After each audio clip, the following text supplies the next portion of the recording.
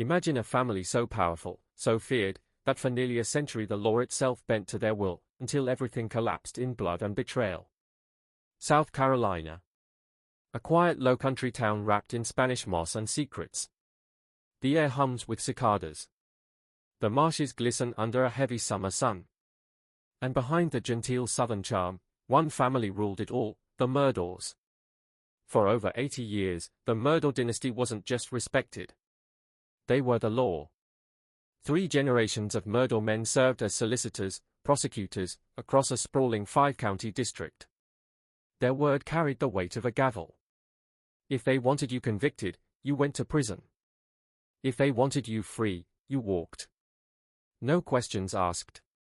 But power corrupts, and absolute power? It blinds. The Murdaws built an empire on wealth, courtroom victories, and carefully cultivated fear. People whispered that the family could make or break anyone's life. They sat on boards, controlled local banks, and had allies in every corner of the justice system. To outsiders, they were Southern royalty.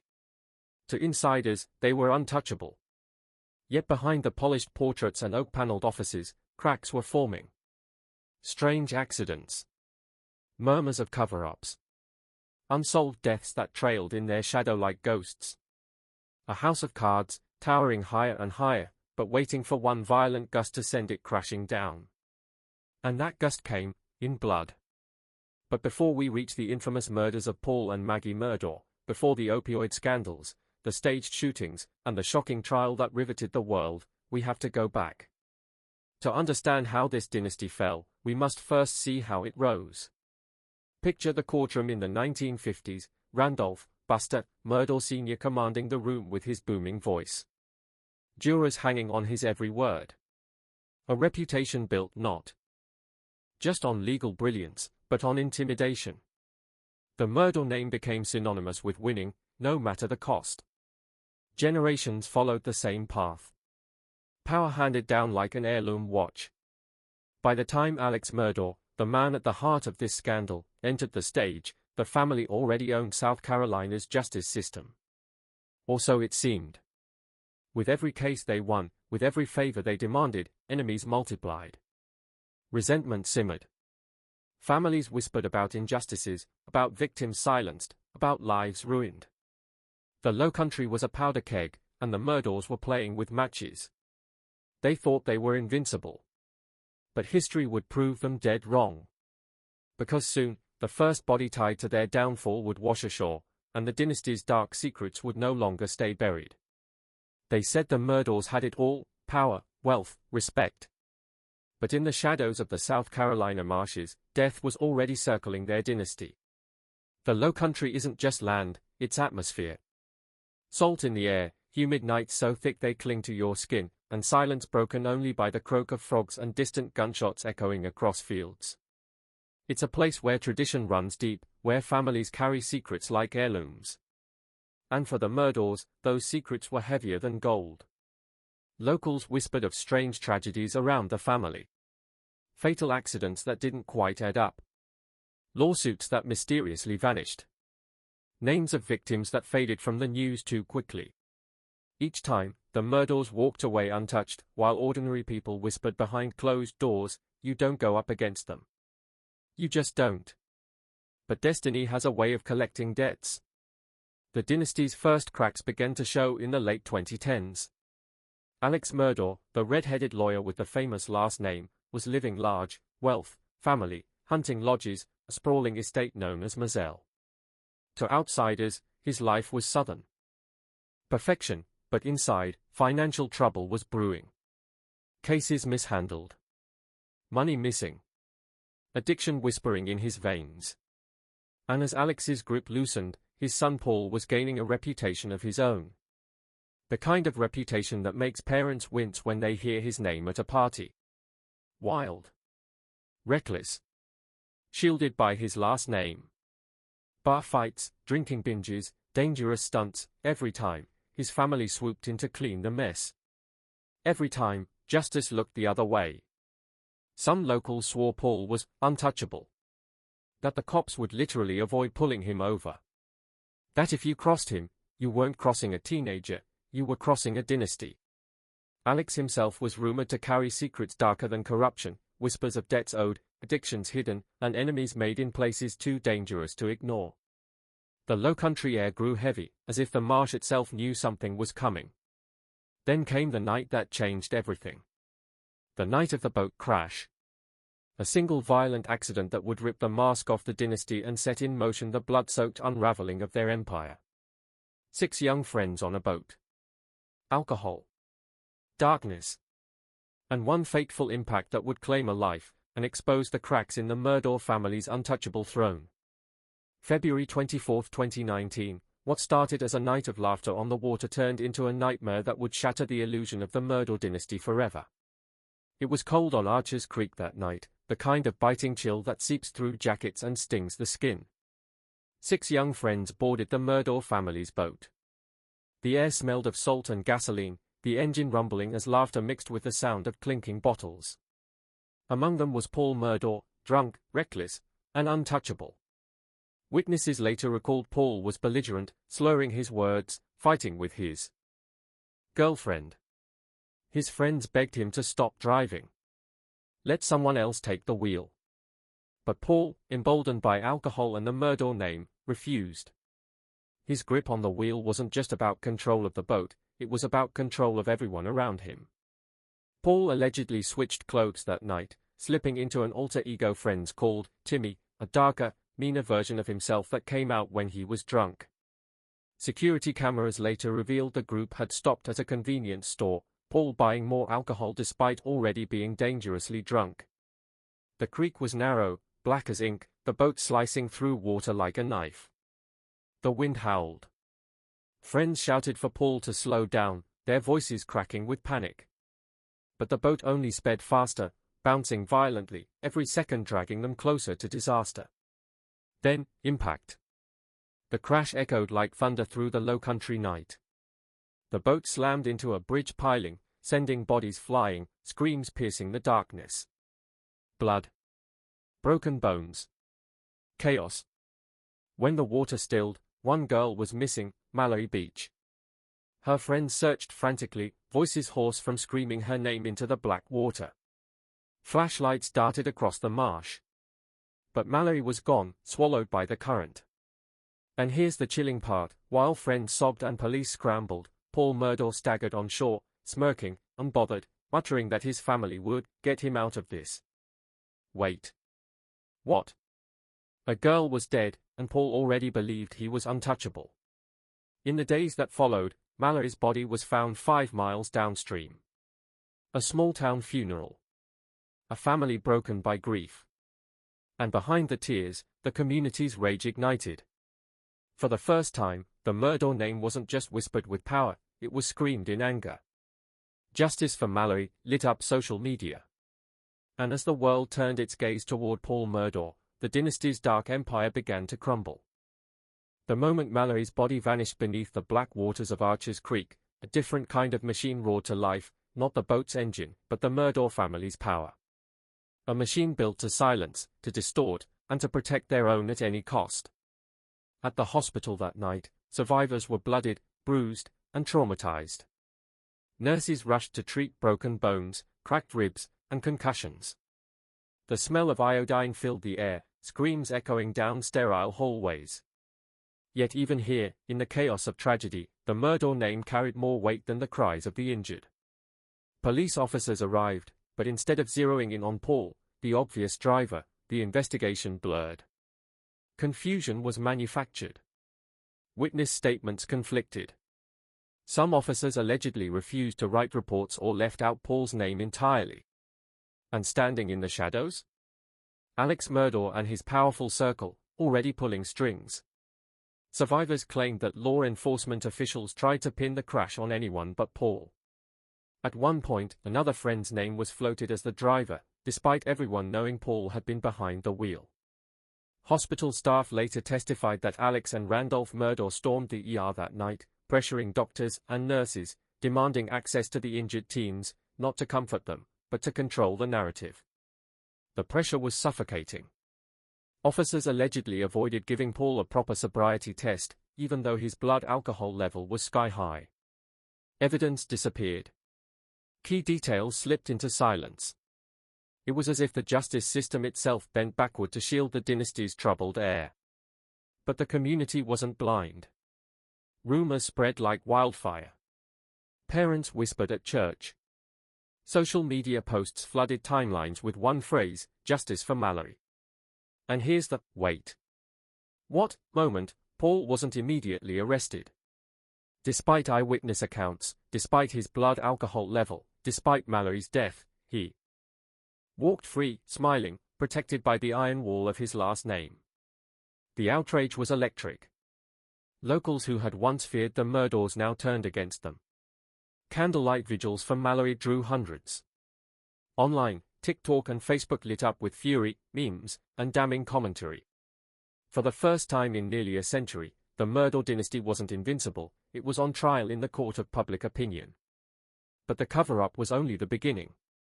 Because as Paul awaited his day in court, more dark secrets tied to the Murdaur family began to surface. Secrets that made the boat crash look like just the tip of an iceberg of blood. Mallory Beach wasn't the first life swallowed by the Murdaur orbit. In fact, whispers of death trailed this family for years, like shadows that refused to fade. Let's rewind. Before the boat crash, before Mallory's funeral flowers wilted in the South Carolina heat, there were already stories. Stories of bodies, blood, and mysteries linked to the Murdaur name. Take Stephen Smith, 2015. A 19-year-old found dead on a rural Hampton County road. The scene was eerie, Stephen's body lying in the middle of the asphalt, his head brutally injured, his shoes still neatly on. At first glance, authorities claimed it was a hit and run. No skid marks, no broken glass, no sign of a car. Locals whispered something darker. Some even dared to say the word, Murdaur. Stephen had connections to the family. Rumors swirled of a close friendship, perhaps more, between Stephen and Buster Murdaur, Paul's older brother. Nothing was proven, but suspicion lingered. Investigators seemed hesitant, almost afraid, to dig too deep. Stephen's mother begged for justice, but the case was quietly shelved. Forgotten. Until Mallory's crash brought it screaming back into the spotlight. Many in the community believed Stephen was silenced because his truth threatened the dynasty's pristine image. When state police later reopened Stephen's case, they admitted what locals already knew, the original investigation smelled of a cover-up. And then there was Gloria Satterfield, the Murdaur's longtime housekeeper. In 2018, Gloria allegedly tripped and fell at the Murdaur estate, striking her head. Days later, she died from her injuries. On paper, it was a tragic accident. But the story twisted when it was revealed Alex Murdaur convinced Gloria's sons to sue him, supposedly to collect insurance money. Millions were awarded. But here's the kicker, the sons never saw a dime. Alex kept it.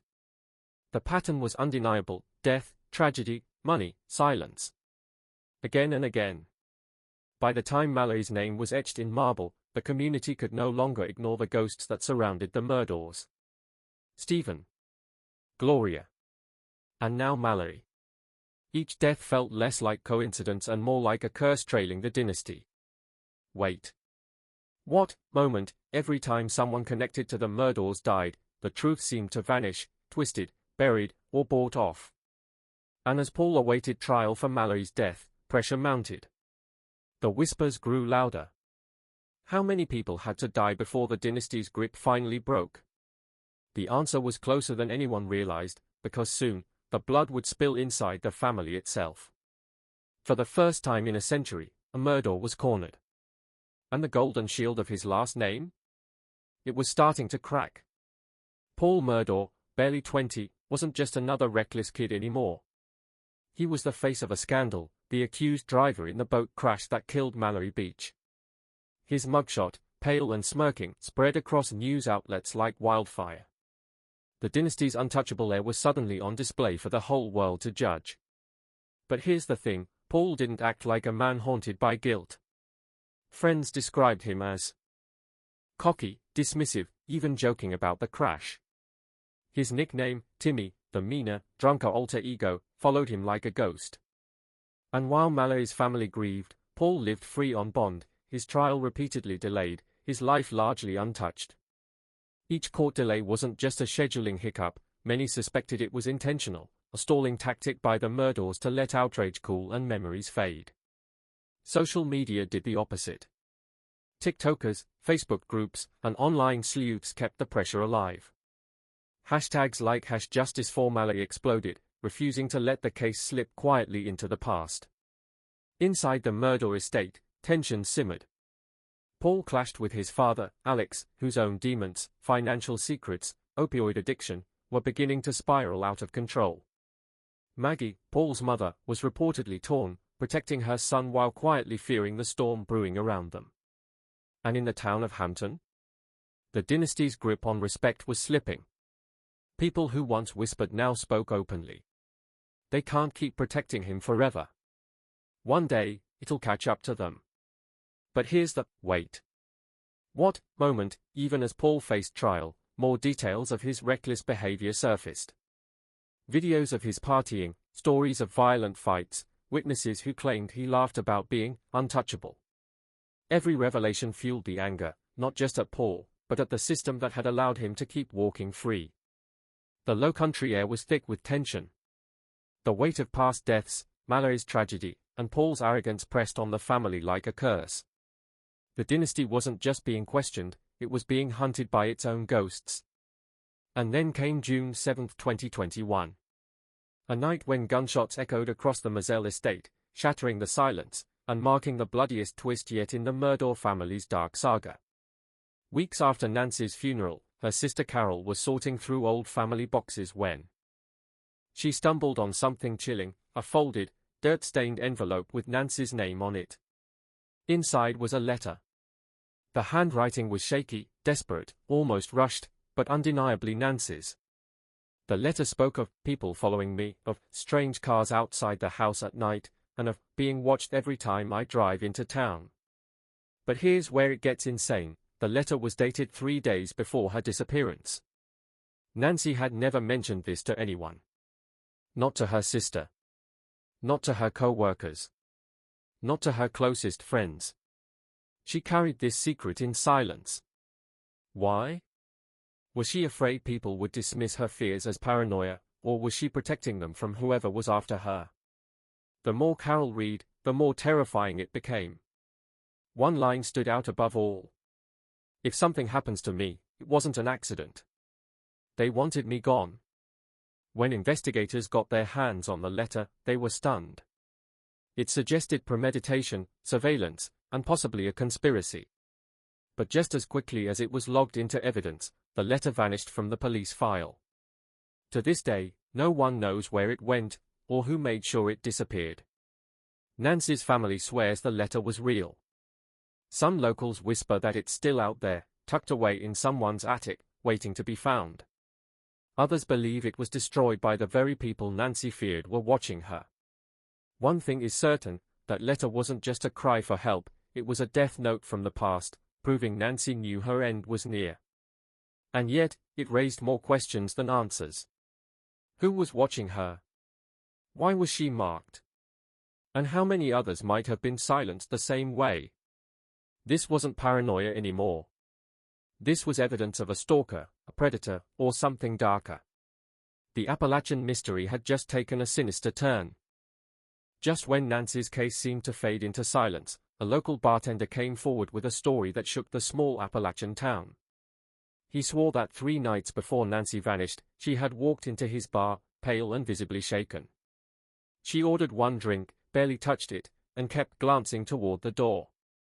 The bartender asked if she was waiting for someone, but Nancy only whispered, "He's outside. He's been following me."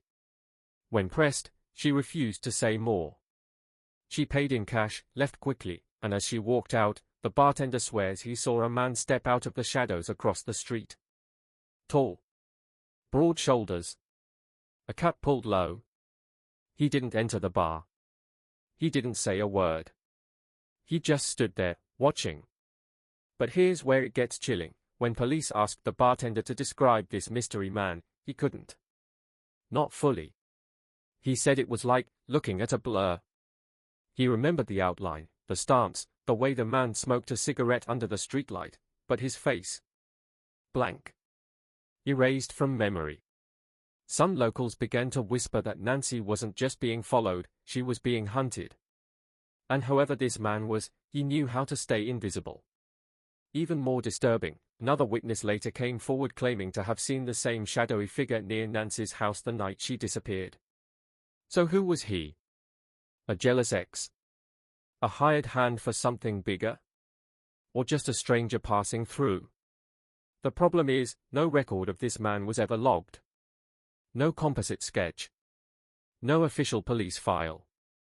Just whispered accounts from two frightened witnesses, both of whom later claimed they were pressured not to talk about it again. It was as if the man in the shadows wasn't supposed to exist.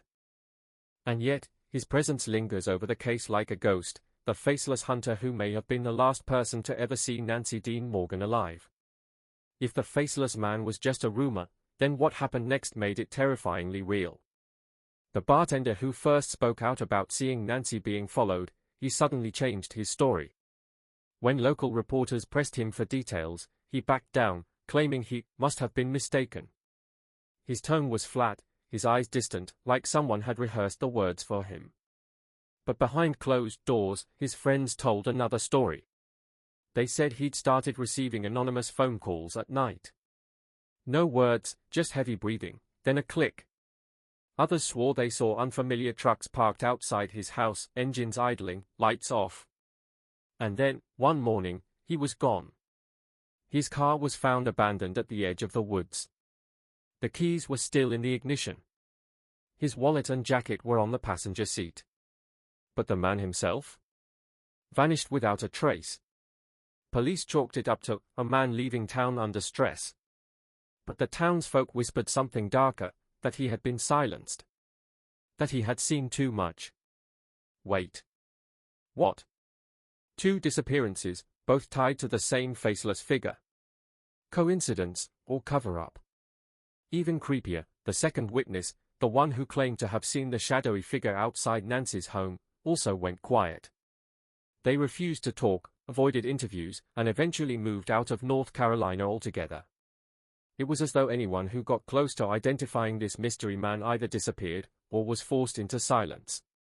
And here's the part that will make your skin crawl. Years later, a sealed police note surfaced, buried in old archives. It mentioned a bartender by name, and one chilling line. Possible link to Nancy Dean Morgan case. Suspect known. Not for public record. But no name was written. Just a blacked-out space. Who had the power to erase not just evidence, but people? And why did the shadows around Nancy's case seem to swallow anyone who tried to speak the truth? The deeper we go, the clearer it becomes, this wasn't just a murder. It was a warning. Finally, the whispers began to take shape. For years, the faceless man had no name, no form, just a shadow in Nancy's story. But then, one name rose above the rest. James Jimmy Calloway. On paper, he was just another Appalachian drifter, a man who worked odd jobs, fixed cars, and occasionally drank too much. But locals remembered his temper. His violent streak. And more importantly, his obsession with Nancy Dean Morgan. Wait. What? An obsessed drifter circling her life in the weeks before her disappearance? According to neighbors, Nancy had confided that Jimmy wouldn't leave her alone. He followed her to church. He waited outside the grocery store. He once showed up at her workplace, demanding she talk to him, even though she barely knew him. And here's where the plot thickens: Jimmy had a criminal record. Assault, trespassing, even a restraining order filed years earlier by another woman. So why wasn't he ever arrested in connection to Nancy's case? Because when police finally questioned him, his alibi was airtight. He claimed he was in another town the night Nancy vanished. And just like that, suspicion slipped away. But the townsfolk never believed it. Rumors swirled that his alibi was secured by someone powerful, someone with deep ties to law enforcement. The bartender's disappearance? The second witness who went silent. Many believed Jimmy wasn't just a drifter, he was a pawn. Shielded by invisible hands. And yet, when reporters later dug into his past, they uncovered something even darker. In the months after Nancy's disappearance, Jimmy suddenly came into money. New truck. New clothes. He moved into a nicer house. For a man who barely scraped by, it didn't add up. Had he been paid off? Or had he been rewarded for staying quiet about who really orchestrated Nancy's disappearance? Every lead pointed back to him. But every time investigators got close, the trail went cold. It was as though Jimmy Calloway was untouchable. But then came the twist that made locals shiver. Jimmy himself would meet a violent end, one that mirrored Nancy's fate in ways too chilling to ignore. If Jimmy Calloway was the faceless shadow haunting Nancy's life, then fate, or something darker, came for him too. One stormy night, nearly 2 years after Nancy vanished, Jimmy's body was found in the woods outside of town. The discovery was brutal. His skull had been caved in, his jaw shattered, and his hands tied behind his back with a length of rusted wire. Whoever did this didn't just kill him, they sent a message. But here's the kicker, the scene mirrored Nancy's disappearance. Jimmy's car was found abandoned on the roadside, keys still in the ignition, just like the bartender's. His shoes were missing, just as Nancy's had been when her body was discovered. And strangest of all? His pockets were stuffed with wads of cash, bills smeared with blood, some dating back years, like hush money paid and never spent. Wait. What? The sheriff's office labeled it a robbery gone wrong. But locals didn't buy it for a second. What kind of robber ties a man's hands, leaves him beaten to death, and then doesn't take the money?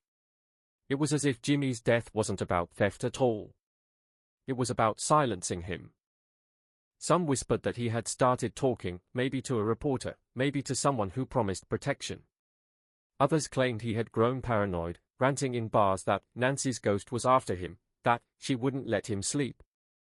But the most chilling theory? That Jimmy had been used. Protected when it was convenient, discarded when he became a liability. And here's the darkest thought of all, if Jimmy was silenced, then he may have held the key to Nancy's disappearance all along, a key we'll never recover. Because the truth wasn't buried with Jimmy. It was buried deeper. In the network of shadows that kept this case cold for decades. To understand the horror of Nancy Dean Morgan's disappearance, we need to walk her path, step by step, on that last night she was seen alive. It was June, hot and heavy with Appalachian summer air. The streets of her small North Carolina town buzzed with cicadas, the kind of night where shadows cling to every corner.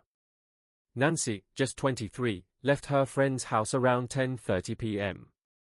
She told them she was tired, that she had a long day ahead. She smiled, waved, and walked out into the night. That was the last time anyone saw her alive. From there, her trail becomes chillingly fragmented.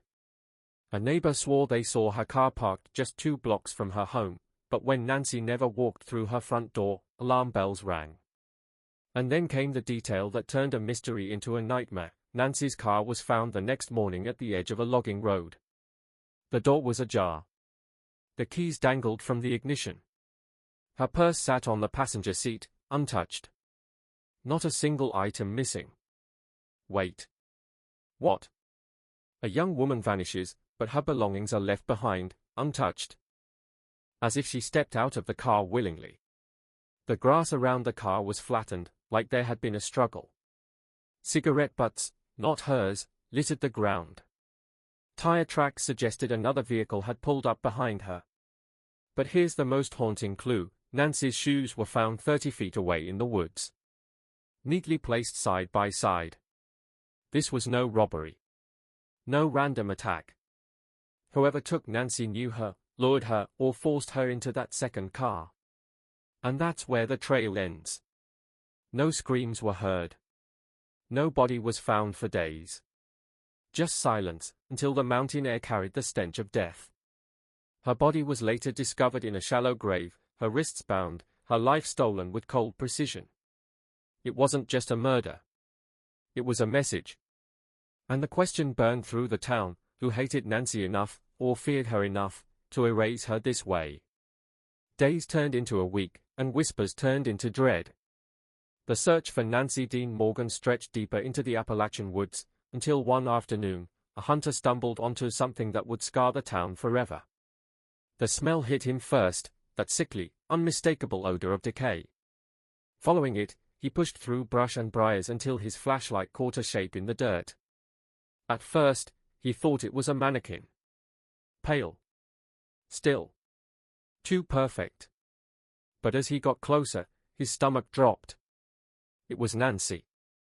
Her body lay in a shallow grave, half covered in loose soil and leaves, as though someone had buried her in a rush. Her wrists were bound with coarse rope, frayed at the edges from her struggling. Her face, bruised, swollen, almost unrecognizable. But it was her shoes, missing when she vanished, that chilled investigators the most. They weren't on her feet. They were placed neatly beside the grave, almost ceremonial.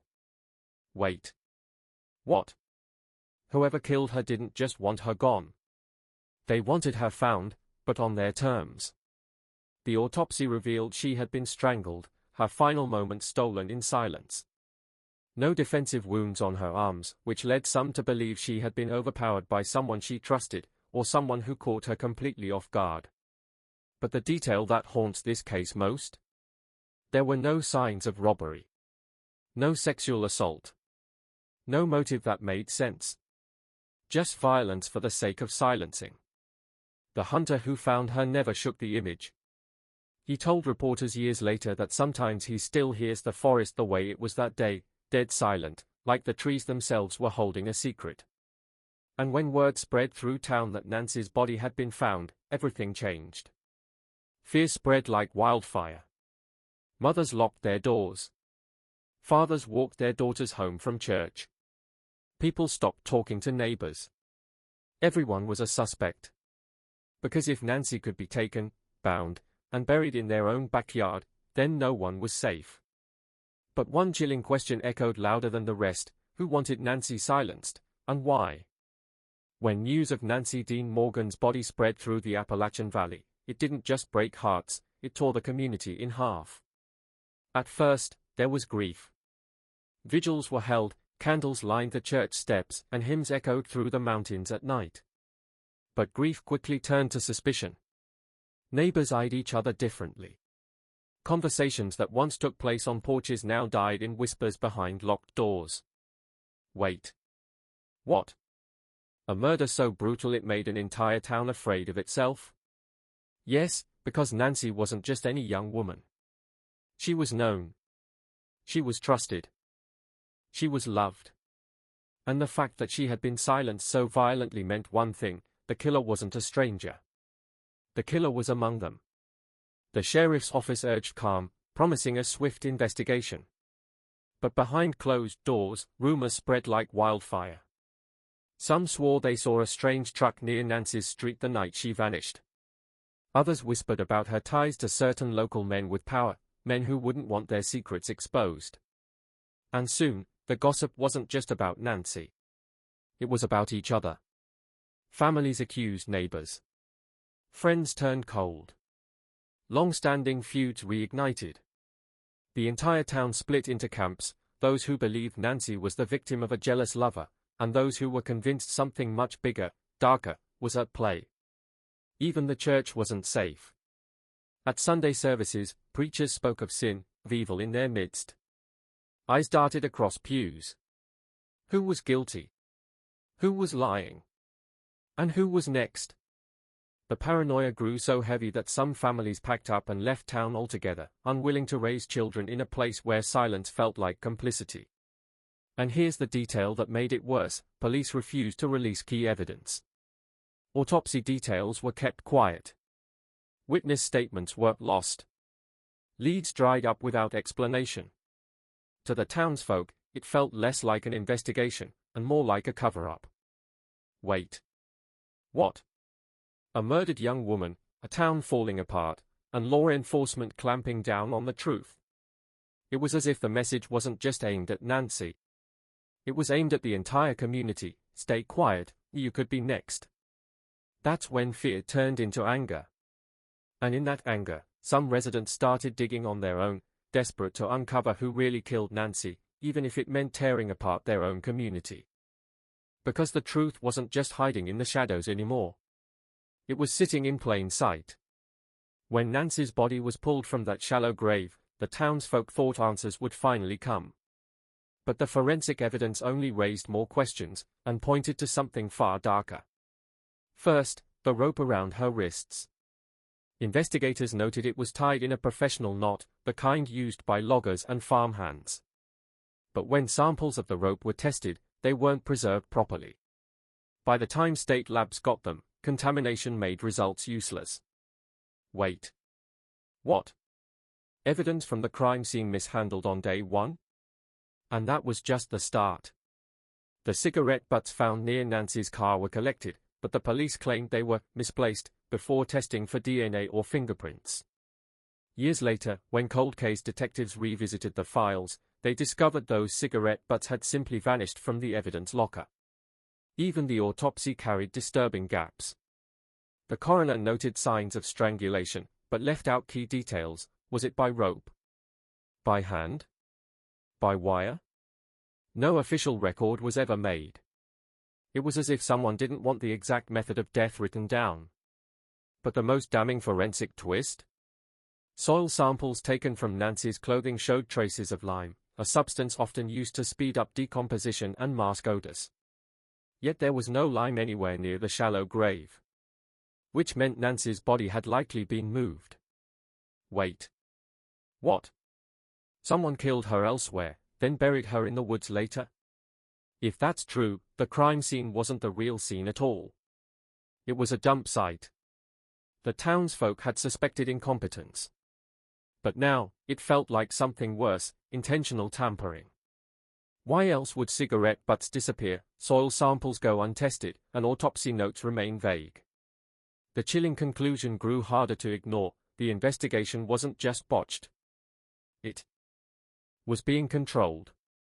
And whispers spread about who had the power to control evidence, silence witnesses, and steer suspicion away from certain names. Because if Nancy's body was moved, if evidence was buried, then someone with influence wanted the truth hidden. And the scariest part? That someone might have been sitting in the sheriff's office the whole time. The whispers had been there from the beginning, but after the forensic blunders, they grew louder, sharper, impossible to ignore. People no longer asked if the investigation was corrupt. They asked, who in law enforcement was protecting Nancy's killer? At first, suspicion fell on the sheriff himself. A man born and raised in the county, known more for backslapping politics than hard police work. He had been quick to dismiss leads, quick to call Nancy's murder a crime of passion, quick to tell grieving residents to let the matter rest. Wait. What? The very man tasked with finding Nancy's killer telling the town to forget. And then came the leaks. A deputy, long after leaving the force, admitted in hushed tones that evidence had been redirected. That certain names never made it into official reports. That phone calls came in from higher up whenever the investigation drifted toward men of influence. But here's where the air turned poisonous. Rumors tied Nancy to a local figure, a married man with deep ties to the sheriff's office.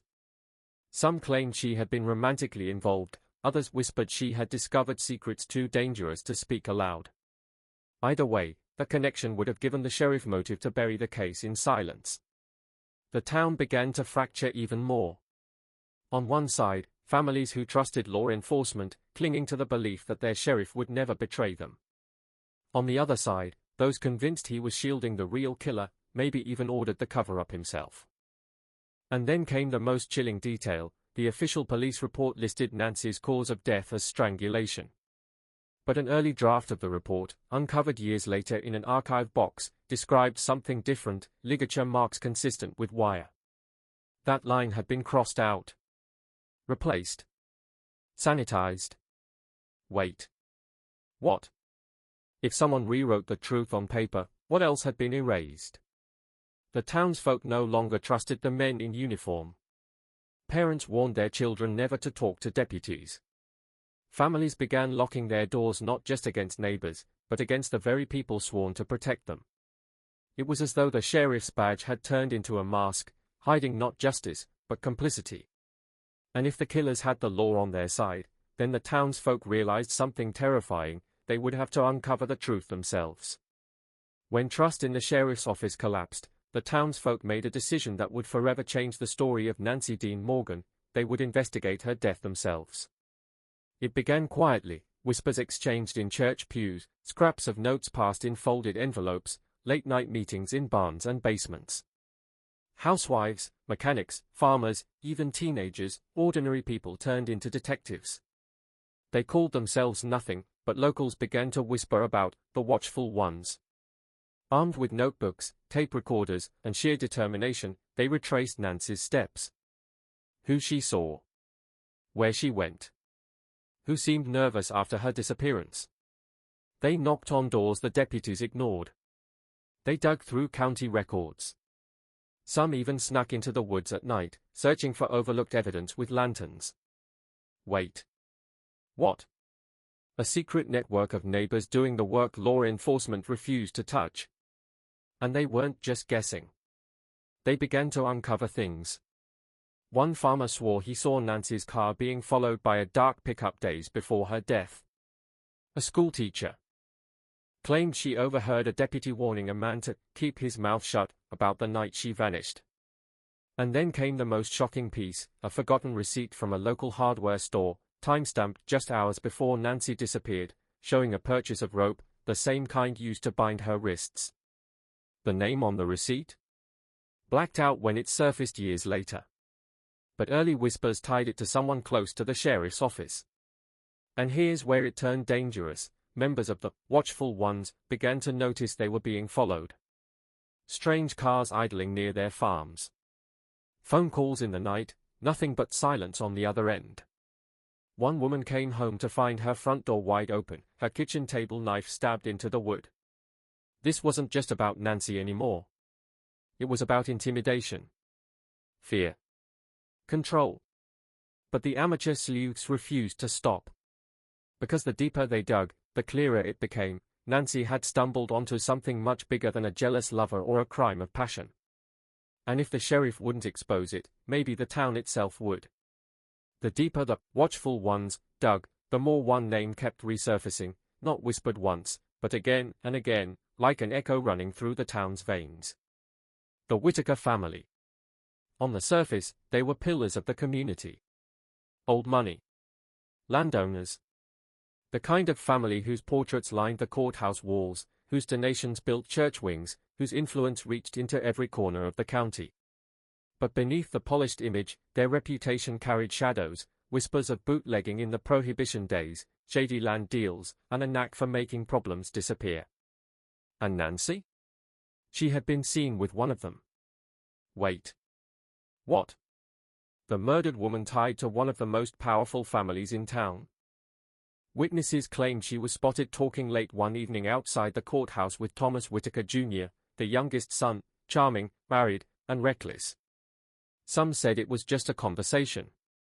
Others swore it looked more intimate. But when Nancy vanished, the town's suspicions turned razor-sharp. The watchful ones followed the threads. They discovered Thomas Jr. had a history of violent outbursts, hushed up by deputies. A bar fight that ended with a man's jaw broken, no charges. A car accident involving a young woman, settled quietly. Each time, the sheriff's office smoothed it over. But the most damning clue came from Nancy's own belongings. A friend swore Nancy had been keeping a small journal, a habit since high school. After her death, that journal was nowhere to be found. Yet a neighbor recalled Nancy telling her, weeks before she vanished, "If anything happens to me, it's all written down." The friend claimed Nancy had confided something about Thomas Jr., something that could ruin him. Wait. What? Did Nancy's murder happen not just to silence her, but to erase whatever truth she had written? The pieces began to align too neatly. A powerful family with influence over the sheriff. A son with a temper. A young woman who might have known too much. And an investigation that seemed designed to bury every trace of the truth.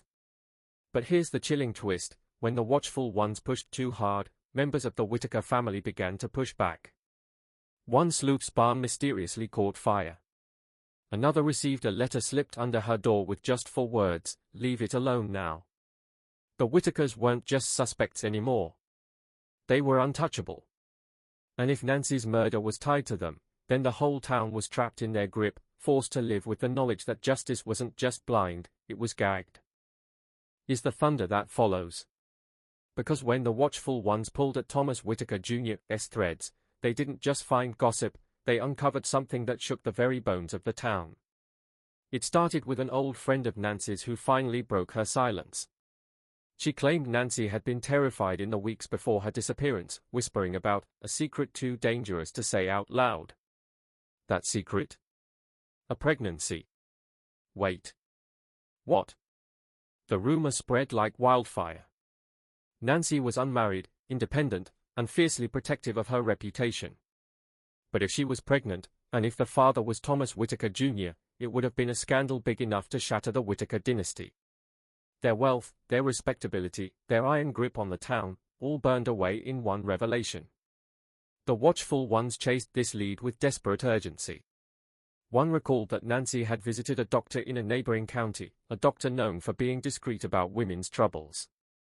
Records from that visit mysteriously vanished, but the nurse who worked there remembered Nancy clearly. She remembered her pale face, her trembling hands, and her parting words, "You won't let me go." But who was he? Thomas Jr.?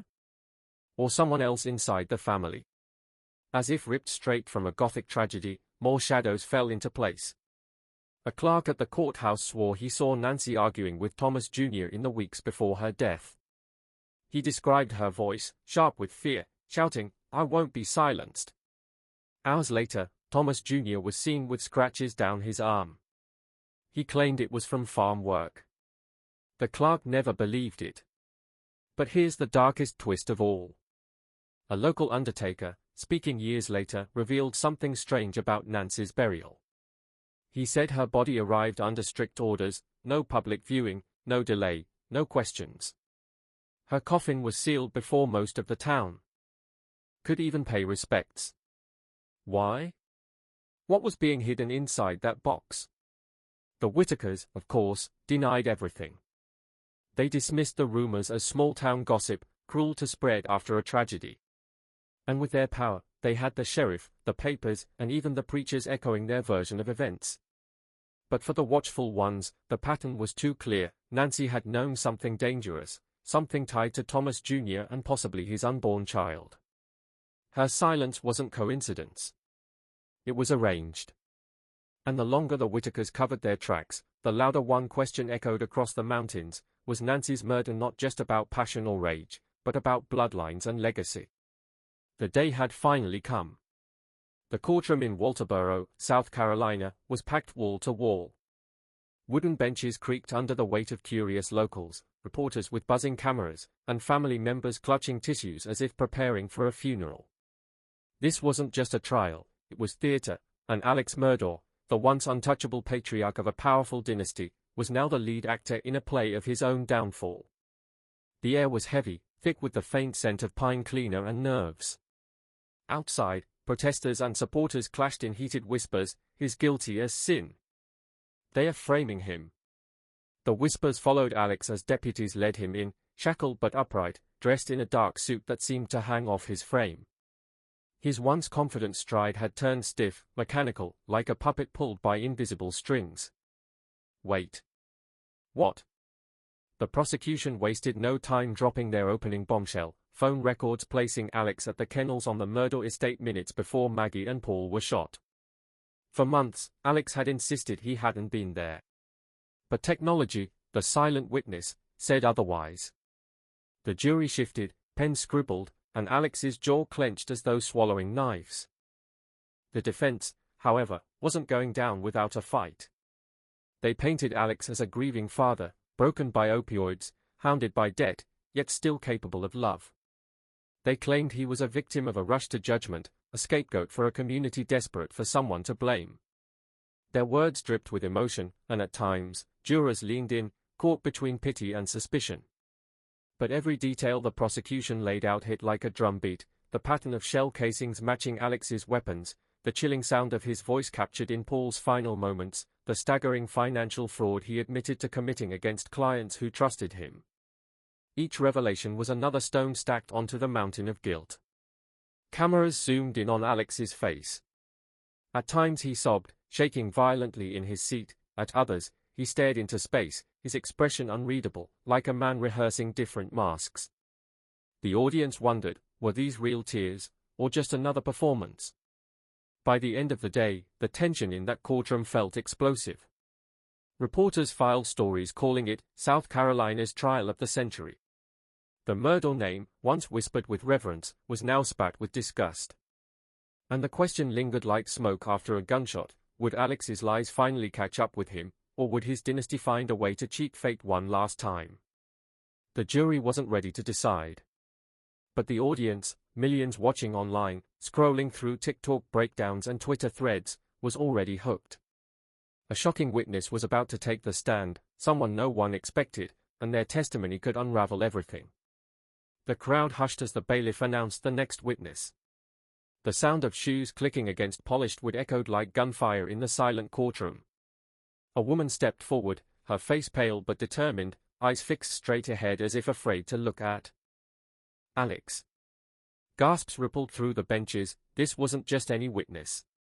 It was Blanca Simpson, the longtime housekeeper of the Murdaughs, the woman who knew the rhythms of their home better than anyone alive. She raised her right hand, swore her oath, and took the stand. Her voice trembled at first, barely above a whisper.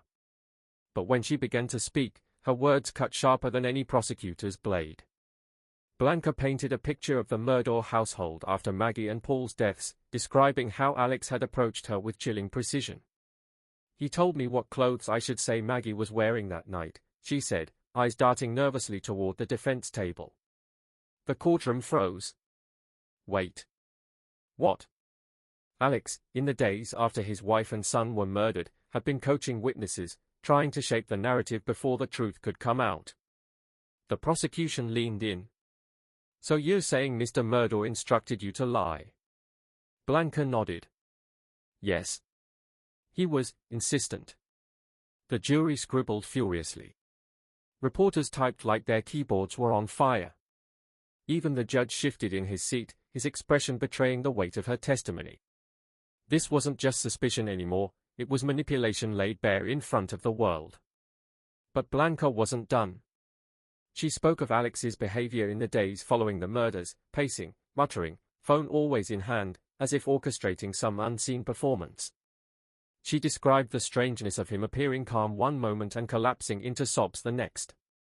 It didn't feel real, she confessed, her voice cracking. It felt like he was performing. The defense scrambled. They painted Blanca as confused, traumatized, perhaps misremembering details. But the damage was done. The courtroom could feel it, the balance was shifting, the mask slipping. Alex, sitting just feet away, broke into tears again. He buried his face in his hands, his shoulders trembling.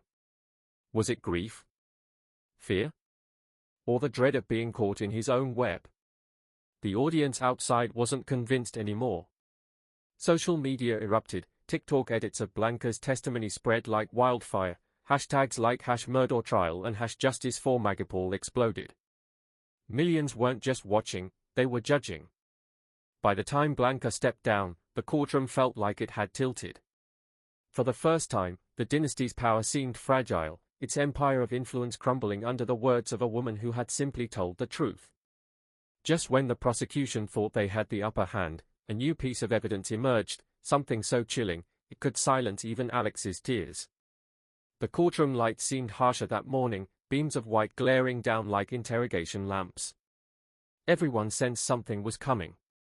The prosecution rolled out a large monitor, the kind used for evidence displays. The jurors leaned forward. Even Alex lifted his head, his eyes narrowing in suspicion. The prosecutor's voice carried like a blade slicing through the tension. "Ladies and gentlemen of the jury, this is what we call the smoking gun." Wait. What? The screen flickered to life, playing grainy footage captured from Paul's phone, his very last recording. The sound was muffled at first, barking dogs, rustling leaves, the humid South Carolina night pressing in like a heavy blanket. But then came a voice. Deep. Southern drawl. Familiar. It was Alex. For months, Alex had insisted he hadn't been anywhere near the kennels that night. Yet here he was, his unmistakable tone captured forever in his son's final moments. Jurors gasped. Reporters' keyboards clattered. One woman in the gallery pressed her hand to her mouth as if to hold in a scream. Alex's lawyers shifted uncomfortably, their rehearsed calm shattering.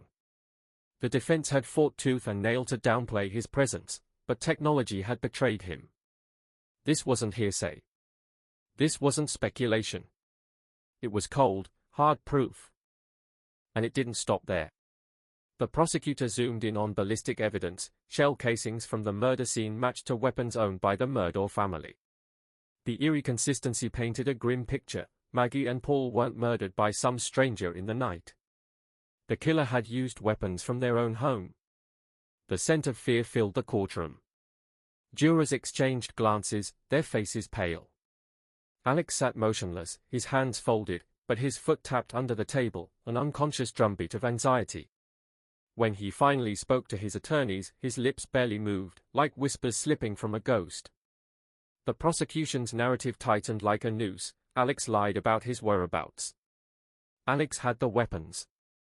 Alex had the motive, an empire collapsing under the weight of debts, fraud, and lies. And now, Alex had been caught by his own son's phone, the cruel irony echoing like a curse. Outside the courthouse, the footage spread like wildfire. TikTok edits looped Alex's voice again and again, set against ominous music. Twitter feeds screamed, "Caught in 4K," and his son recorded his own killer. The internet wasn't waiting for the jury, public opinion had already delivered its verdict. By the time court adjourned, the gallery buzzed with one haunting thought: if Alex could lie about being at the kennels, what else was he hiding? Just when the world thought it had heard the worst, the prosecution unveiled a darker motive, one buried deep in the shadows of Alex's crumbling empire. The courtroom smelled faintly of coffee and sweat, a mix of exhaustion and anticipation. By now, everyone could feel the momentum. The prosecution wasn't just proving where Alex was that night, they were peeling back layers of a man drowning in secrets. The next revelation wasn't about bullets or phone pings. It was about something darker. Why would a father and husband commit the unthinkable? The prosecutor's voice echoed through the chamber, "Follow the money." Wait. What? For years, Alex Murdaugh had been stealing millions from his law firm, siphoning funds from clients who trusted him, orphans, widows, the vulnerable. The financial fraud was staggering, a cancer spreading silently beneath the surface of the Murdaugh dynasty. But as the empire began to crack, Alex's web of lies grew harder to maintain. On the very day of the murders, Alex had been confronted. His law partners discovered missing money. The timing was no coincidence.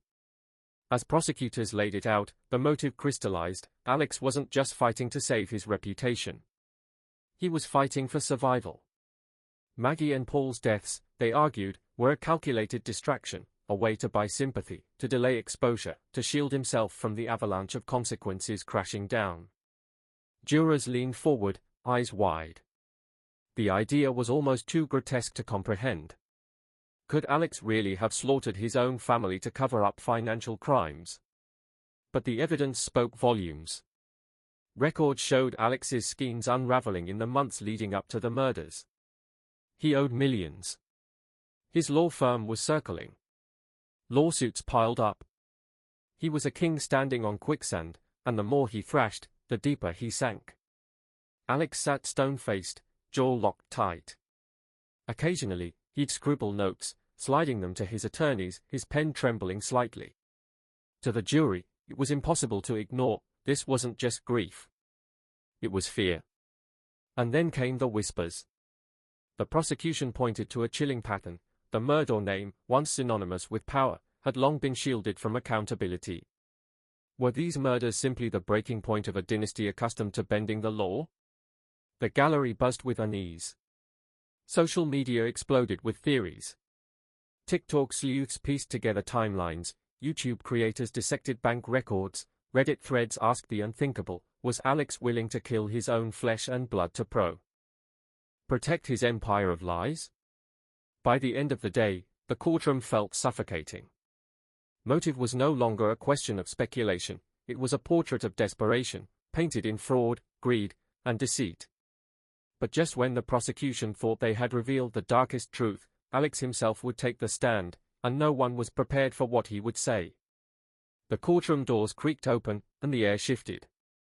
Whispers turned into a roar as the unthinkable happened. Alex Murdaugh himself was about to take the stand. Defendants rarely testify. It's a gamble, a last roll of the dice when the stakes are life or death. But Alex, the man accused of murdering his wife and son, walked to the witness chair with the stiff gait of a soldier marching into battle. The bailiff swore him in. He raised his hand, his voice steady, "I do."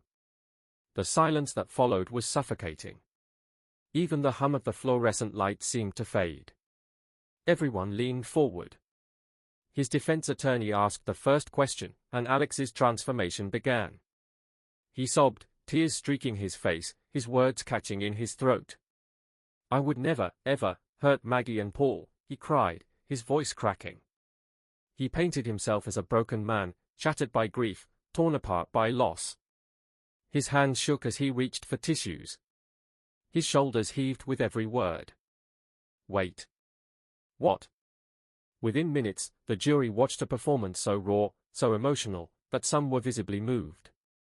Was this genuine sorrow, or a master manipulator putting on the role of his life? But under the defense's gentle questions, cracks began to show. Alex admitted to something that made the entire courtroom gasp: he had lied about being at the kennels. For months, he swore he hadn't been there. Now, with Paul's video exposing him, he confessed to the lie. His excuse? Addiction. He claimed his opioid use made him paranoid, made him distrustful of investigators. "I should have told the truth," he sobbed, "but I didn't." The prosecution pounced like wolves smelling blood. "So, Mr. Murdaugh, you lied to everyone about being at the very scene of the murders, didn't you?" Alex's voice dropped, barely audible. "Yes." Gasps filled the room. Reporters typed so fast their keyboards echoed. Social media erupted, #Murdaugh confession trended within minutes. Clips of Alex admitting the lie spread across TikTok like wildfire. To millions watching online, this wasn't just testimony, it was a mask slipping. But Alex didn't stop. He admitted to years of stealing millions from his clients. He admitted to deceiving partners, friends, and family. Each confession was another dagger. Yet he denied one thing with absolute certainty: killing Maggie and Paul. His voice hardened, trembling with fury. "I did wrong. I lied. I stole.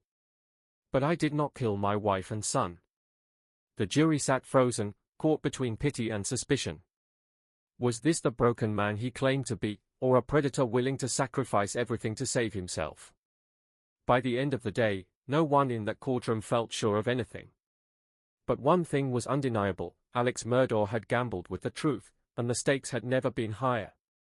The cross-examination was about to begin, and the prosecution would rip into Alex's testimony, exposing contradictions that could seal his fate.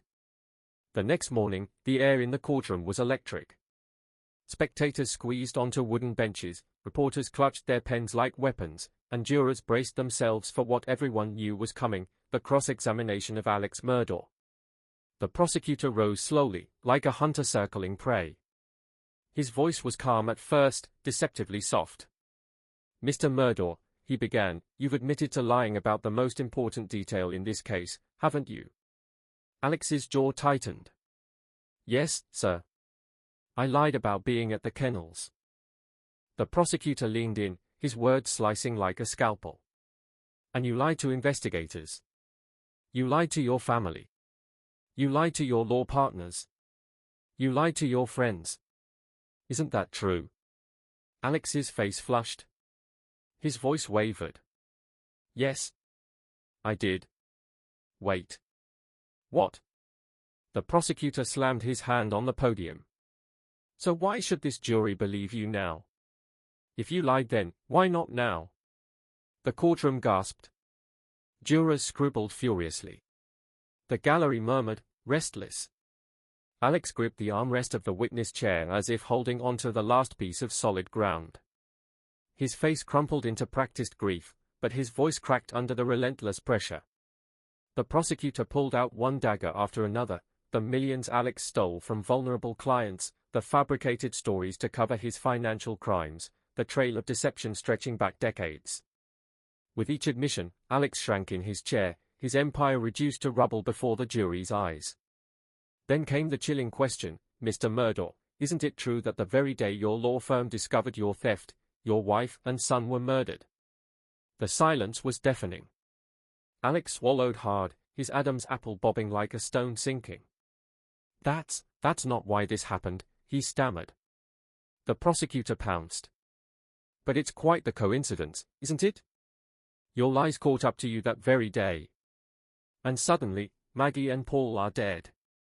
Jurors shifted in their seats, exchanging wary glances. The timeline was damning. The motive was undeniable. The prosecutor's final blow came with Paul's video. He replayed it, Alex's voice echoing once again from the grave. You told this jury you'd never hurt your family, the prosecutor said, his tone icy. But your son's phone tells a different story, doesn't it? Alex's tears returned, but they seemed hollow now, worn thin by hours of contradiction. His shoulders sagged, his mask slipping with every question. To some, he looked like a broken man. To others, he looked like a cornered predator, thrashing against inevitable judgment. By the time court adjourned, the spectators were buzzing. Twitter threads screamed, "He's done." TikTok clips of Alex's stammers went viral.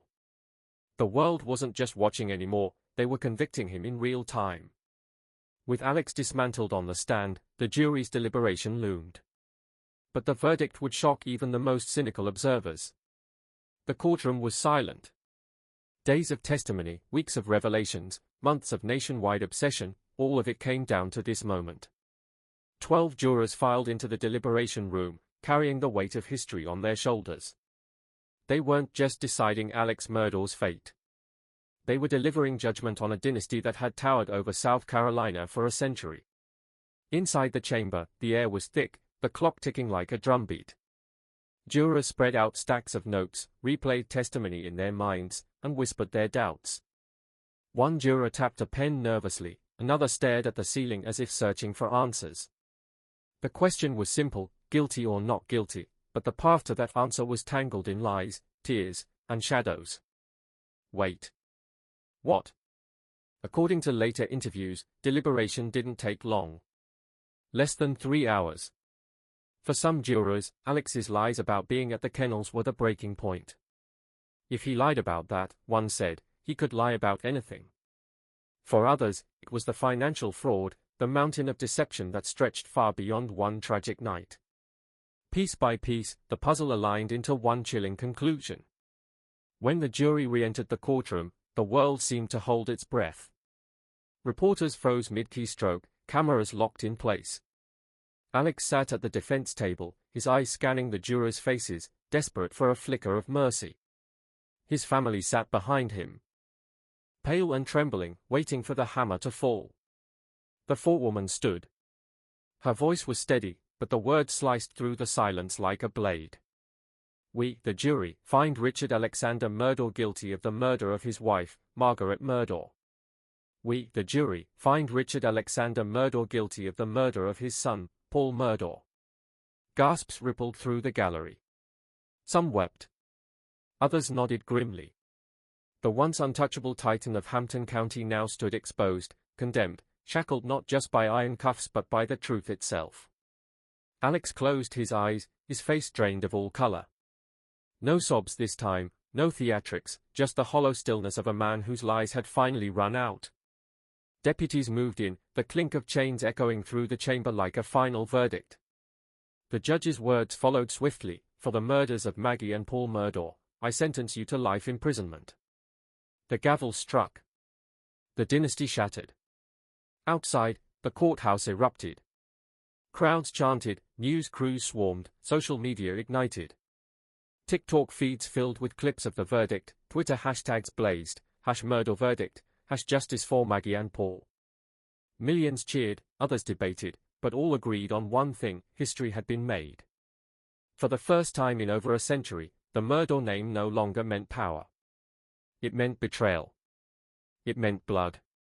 It meant justice. But even after the guilty verdict, the story wasn't over.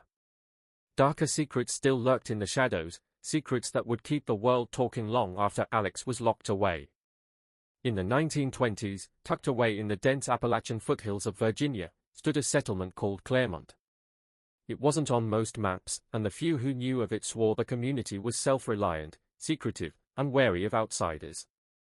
For decades, rumors swirled that the residents were descendants of displaced coal miners and former enslaved.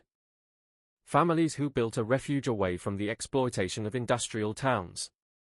Claremont thrived quietly, with its own schoolhouse, small church, and tightly knit kinships, until one day, it simply vanished. The story first surfaced in 1952, when a traveling merchant claimed he passed by Claremont's location only to find the settlement eerily abandoned. Homes still stood, livestock roamed free, and food sat rotting on tables as if the townsfolk had left mid-meal. Authorities sent in a small investigative team, but what they found only deepened the mystery. There were no signs of struggle, no bodies, and no trace of where the 87 reported residents had gone. It was as though the earth had swallowed them whole. The only clue was a series of strange symbols carved into trees around the settlement's perimeter, spirals interwoven with jagged lines, unlike any local folk markings. Speculation exploded. Some whispered that Claremont had been the site of spiritual practices that had gone terribly wrong. Appalachian folklore is full of tales about pacts with forces better left undisturbed, and many suspected the residents had courted something dark. Others argued it was a mass migration, with the townsfolk fleeing in fear of something unseen, government intrusion, a looming epidemic, or even whispers of a toxic curse said to seep from abandoned coal shafts nearby. But if they fled, why leave behind all possessions, valuables, and food? By the 1970s, Claremont had become a ghost story told around campfires. Paranormal researchers visited the ruins, reporting chilling phenomena, disembodied voices, strange lights, and the unsettling feeling of being watched. One investigator claimed he found a diary in the church, its final entry reading only, "We hear the drums again." The diary disappeared before it could be authenticated, fueling suspicions of a cover-up.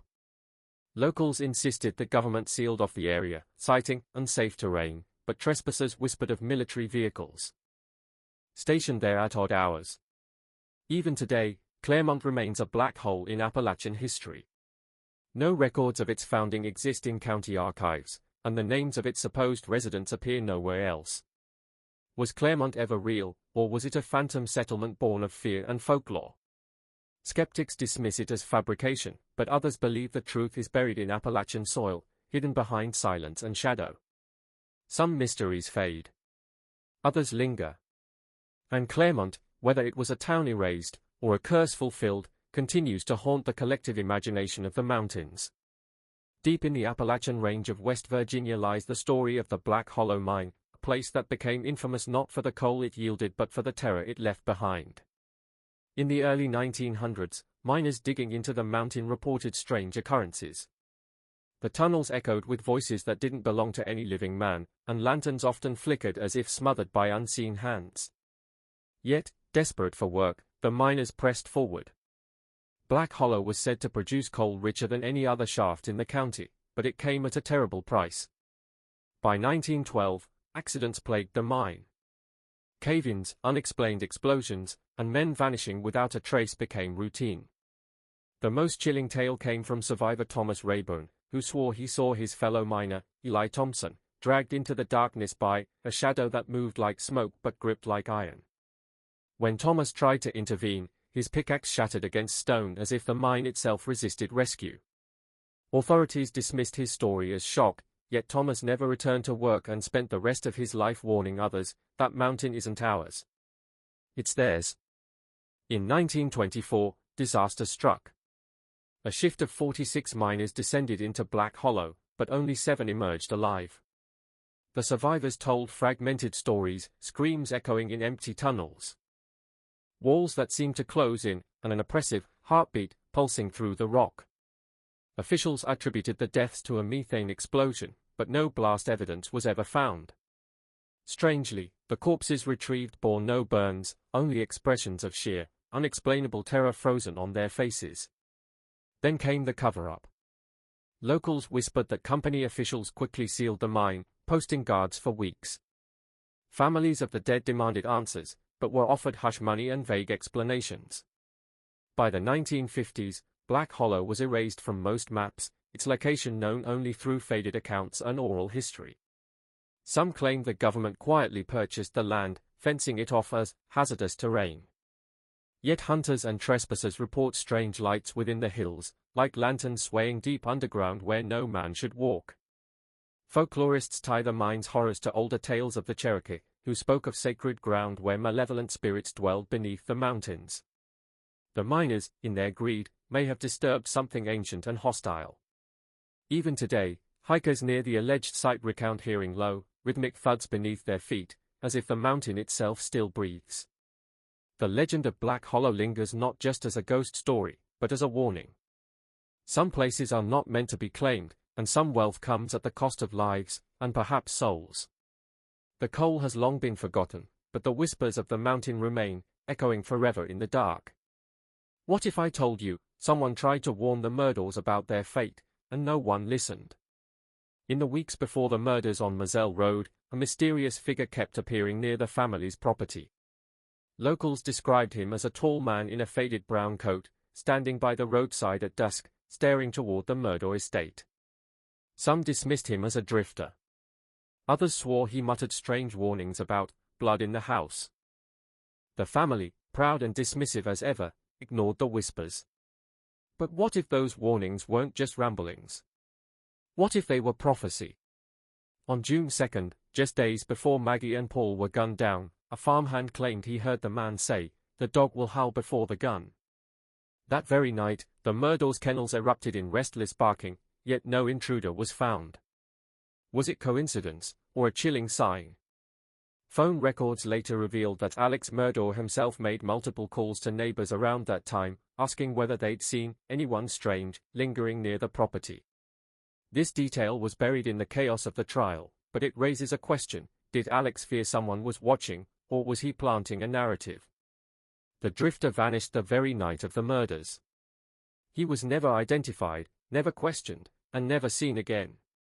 Police brushed it aside, focusing on Alex, but to this day, locals whisper that the man was no stranger at all, but a figure tied to an older curse, an omen that appeared before death. The strangest part? Surveillance footage from a nearby gas station allegedly captured a blurred silhouette matching the drifter's description on June 7, just hours before the murders. Investigators dismissed it as irrelevant. But why ignore a lead that seemed so close to the truth? Unless, of course, the truth was too dangerous to admit. The Murdaurs lived in a world of power, influence, and deception. Yet, even their wealth couldn't silence the warnings of fate. The stranger's words linger like an echo across the low-country night, a grim reminder that death often knocks twice, first with whispers, then with gunfire. And here's the real question: was this mysterious figure a forgotten witness, or a puppet in a much bigger game? Because what happened next would shake South Carolina to its very core. What if I told you, key evidence in the Murdaur murders didn't just vanish, it was erased? From the very beginning, investigators knew something about the Moselle crime scene wasn't adding up. The shell casings, the blood spatter, the timelines, they all pointed in different directions. But the strangest part wasn't what they found. It was what they didn't. Bodycam footage from the first responding officer revealed something shocking: Alex Murdaur's shirt was clean. Too clean. For someone who claimed to have cradled his son's body, not a single drop of blood was visible. Later, rumors swirled that the shirt, originally stained, was quietly switched out before trial. Who had the power to make such a thing disappear? Surveillance data from the family's Moselle property went missing on June 7. The hard drive from the security system had been accidentally damaged. Investigators were left with nothing but fragments, blurry frames of headlights in the distance, and then, static. Coincidence? Or deliberate erasure? Neighbors swore they heard gunshots earlier than the official timeline suggested. but those statements were never included in the primary police reports. When pressed, officers claimed the witnesses had been confused. But why was every piece of testimony that contradicted the official story quietly buried? The most haunting piece of missing evidence wasn't physical at all, it was digital. Paul Murdaug's phone recorded a chilling video minutes before his death. It captured the sound of Alex's voice, placing him at the kennels when he claimed he wasn't there. That video nearly vanished into obscurity too, but a determined tech investigator dug it up. Without it, Alex might have walked free. Each missing piece of evidence paints a darker picture, not just of Alex, but of the system that had protected his family for generations. This wasn't just sloppy police work. It felt orchestrated, like invisible hands moving pieces on a chessboard, hiding and revealing. Just enough to shape the outcome. South Carolina's Lowcountry had always been Murdaugh territory. For nearly a century, the family controlled prosecutors, sheriffs, and judges. So ask yourself, when the evidence vanished, was it because Alex cleaned it up, or because the system was built to protect its king? And yet, for all the evidence that disappeared, one piece slipped through the cracks, and it would turn the case upside down. A secret recording, hidden in plain sight, that no one was supposed to hear. What if the one thing Alex Murdaugh couldn't silence was his own voice? The Murdaugh dynasty was built on power, intimidation, and the ability to bury the truth. But sometimes, the truth refuses to stay buried. And in this case, it came back in the form of a recording no one was ever supposed to hear. For months, prosecutors struggled to piece together a narrative. Evidence had vanished, timelines didn't match, and Alex's story kept shifting. But then, out of nowhere, a digital trail surfaced. Buried deep inside Paul Murdaugh's phone was a short clip, a seemingly ordinary video that would become the most devastating evidence in the trial. The recording began innocently enough, the sound of dogs barking at the family's Moselle kennels. But in the background, three distinct voices could be heard: Paul, Maggie, and Alex. This alone destroyed Alex's alibi, because he had insisted for months that he was nowhere near the kennels at the time. But the real shock came when analysts enhanced the audio. Just seconds before the recording cut out, there was tension in Alex's voice. He sounded impatient, even angry. Prosecutors later argued that this wasn't just proof of his presence, it was a window into the storm building inside him. Even stranger, the metadata revealed that the video had been taken mere minutes before the murders. That meant Paul unknowingly recorded what may have been his final living moments, an unintentional message from the grave that exposed the killer. The fact that this clip survived at all feels almost supernatural, considering how much other evidence had been wiped away. And here's the kicker: investigators found traces of deleted data on Paul's phone. Files had been tampered with. Someone had tried to erase things. But this one recording slipped through, like fate itself wanted it to be heard. The courtroom fell silent when the recording was played. Alex shifted uncomfortably. Jurors leaned in, listening to the sound of his voice, the voice he swore wasn't there. It was the crack in his story, the unraveling thread in the tapestry of lies. But even as the truth emerged, questions remained. Who tried to wipe the phone? Was Alex acting alone, or was someone helping him clean the digital trail? And most importantly, if this piece of evidence nearly disappeared, what else might still be hidden in the shadows? Because just when investigators thought they had uncovered it all, another discovery would raise the stakes even higher. A weapon that should have solved the case, except it told a story no one expected. What if the gun that killed the Murdaughs was never supposed to be found? From the moment Maggie and Paul were murdered, investigators knew they were dealing with two different firearms, a shotgun and a .300 blackout rifle. But while the shell casings told part of the story, the actual murder weapons simply vanished. And the mystery of those missing guns became one of the darkest puzzles in the entire case. Neighbors testified that the Murdaughs owned multiple .300 blackout rifles, high-powered weapons often used for hunting. But strangely, one rifle had disappeared months before the murders. Alex claimed it was lost during a hunting trip. Lost, or deliberately hidden. Then came the shotgun. Paul had used the family's 12-gauge often, yet the shotgun that fired that fatal blast was never recovered. What investigators did find was unsettling: another shotgun on the property, with fresh signs of cleaning. Why scrub a gun that supposedly wasn't involved? Even more chilling, evidence surfaced that shell casings found at the crime scene matched older casings discovered around the Moselle estate, casings fired from one of the family's own rifles. But that rifle had conveniently gone missing months earlier. Was it coincidence, or a carefully laid plan? In a twist few expected, Alex himself admitted in court that he had bought not one, but 3 identical rifles for his sons. One was missing, one was allegedly stolen, and one turned up later, but none could be tied definitively to the crime. A perfect storm of confusion, leaving just enough doubt to keep jurors uneasy. The missing weapons weren't just a gap in evidence. They were a shadow hanging over the trial. If Alex truly acted alone, how did the guns disappear without a trace? And if he had help, who else was moving behind the scenes to protect him, or frame him? Some whispered that the low-country river near Moselle swallowed the guns, dumped on the night of the murders. Others believed they were hidden away by allies in law enforcement. Either way, the weapons became ghostly figures in the case, proof of a crime that was both undeniable and untouchable. The absence of the guns told its own story, one of control, power, and manipulation.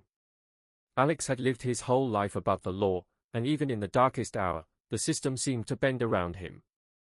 But while the weapons vanished, something far more dangerous surfaced: financial secrets buried so deep, they revealed Alex wasn't just fighting for innocence, he was fighting for survival. What if the murders weren't just about family, but about millions in stolen blood money? For decades, the murderers weren't just lawyers. They were kings. Their law firm, PMPED, pulled in millions from personal injury cases, insurance settlements, and wrongful death lawsuits. On the surface, Alex Murdaugh was a respected attorney and a pillar of the Low Country. But beneath that polished image? A financial black hole swallowing everything in its path. Investigators uncovered that Alex had been stealing money from his own law firm for years. Not thousands. Not hundreds of thousands. But millions. He siphoned funds from client settlements, pocketing the money of widows, orphans, and the injured. These weren't just crimes, they were betrayals of the most vulnerable people who trusted him. One shocking discovery revealed Alex had embezzled settlement money from the family of Gloria Satterfield, the Murdaugh's longtime housekeeper who died mysteriously on their property. He funneled more than $4 million meant for her sons, straight into his own pockets. The sheer coldness of it shattered whatever goodwill remained around his name. As financial auditors dug deeper, they realized the murders happened at the exact moment Alex's empire was about to collapse. Partners at PMPED had just confronted him about missing funds. If his financial crimes were exposed, Alex would lose everything: his career, his reputation, his freedom. Was it coincidence that his wife and son were murdered days later, or a desperate attempt to create a distraction? The timing grew even darker when prosecutors suggested Alex killed Paul and Maggie to gain sympathy. Paul's upcoming trial for the boating accident had placed enormous pressure on the family, and Maggie was rumored to be considering divorce, threatening access to their shared fortune. Murder, in Alex's twisted logic, could silence problems and buy time. The financial scandal turned the trial into more than a murder case. It revealed a dynasty built on corruption, greed, and manipulation. The murders weren't just random acts of violence. They were the desperate flailing of a man drowning in lies, trying to claw his way out by sacrificing the very people closest to him. Every dollar stolen, every client betrayed, added weight to Alex's guilt. The jury wasn't just staring at a killer. They were staring at a thief, a con man, and a man who had betrayed the very foundations of justice his family once stood for. And yet, just when the world thought they'd uncovered Alex's darkest secrets, another shadow emerged. A failed hitman-for-hire plot, ordered by Alex himself. But this time, he wasn't targeting his enemies. He was targeting himself. What if I told you, the man accused of killing his family, later hired someone to kill himself? September 4, 2021. Just 3 months after Maggie and Paul's murders, a shocking headline hit South Carolina: Alex Murdaugh had been shot in the head on a lonely back road. At first, it looked like another assassination attempt, an unknown gunman striking at the fallen king of the Low Country. But as investigators dug deeper, the truth unraveled into one of the strangest twists of the entire saga. Alex wasn't attacked by a stranger. The shooter was Curtis Edward Smith, his longtime client, distant cousin, an alleged drug supplier. According to investigators, Alex had paid Smith to kill him. Why? So that his surviving son, Buster, could collect a $10 million life insurance payout. In other words, it wasn't murder. It was suicide by hitman. But here's the bizarre part, the shot missed. Curtis allegedly fired, but the bullet grazed Alex's head, leaving him bloodied but alive. Was it bad aim, or a deliberate decision not to finish the job? To this day, Smith insists Alex begged him to do it, while Alex later claimed Smith set him up. Two men, two stories, one impossible mess. Even stranger, investigators soon learned that Alex had recently checked on his life insurance policy, making sure the payout was valid. He knew that suicide would void the policy, but a staged murder wouldn't. This wasn't a crime of impulse, it was calculated. A man cornered by financial ruin, scandals, and suspicion, trying to script his own dramatic exit. But here's the kicker, the staged hit failed so spectacularly, it only made things worse. Instead of sympathy, Alex drew more suspicion. Within days, he resigned from his law firm after partners exposed millions he had stolen. His carefully constructed image as a grieving husband and father collapsed. The suicide plot didn't save him. It exposed him. The world saw not just a man accused of killing his family, but a desperate manipulator trying to twist even his own death into profit. And if he could plan his own murder for money, what else was he capable of? But Alex's twisted schemes weren't done. Because while investigators chased down his financial crimes and fake hit jobs, another death tied to the murders roared back into the spotlight. The mysterious case of Stephen Smith. Some say curses travel through whispers, others claim they burn through signs we refuse to see.